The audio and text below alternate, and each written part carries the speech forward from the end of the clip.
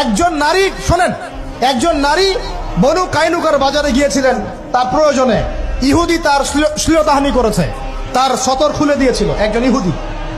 এটা দেখে একজন মুসলিম ভাই সেখানে থাকতে না পারে ওই ইহুদির গর্দান নামিয়ে দেয়।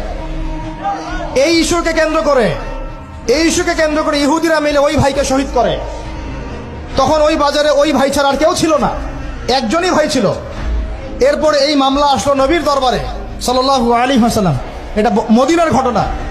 নবী সাল্লাল্লাহু আলাইহি ওয়াসাল্লাম ওই সাহাবীকে তো দোষারোপ করেনই নাই, ওই সাহাবীকে দোষারোপ করেন নাই, বরং নিজে বর্ম পরে অন্য সাহাবীদেরকে বলেছেন তোমরা বের হও, আমরা বনু কাইনুকা আক্রমণ করবো, ওকে এখান থেকে বের করে দেবো। একজন দিনী বোনের ইজ্জতের বদলা নেওয়ার জন্য পুরো বনু কাইনুকার ইহুদিদের সাথে যুদ্ধ হয়েছে। আর আমাদের বোনরা স্বেচ্ছায় ইজ্জত বিলি দিচ্ছ।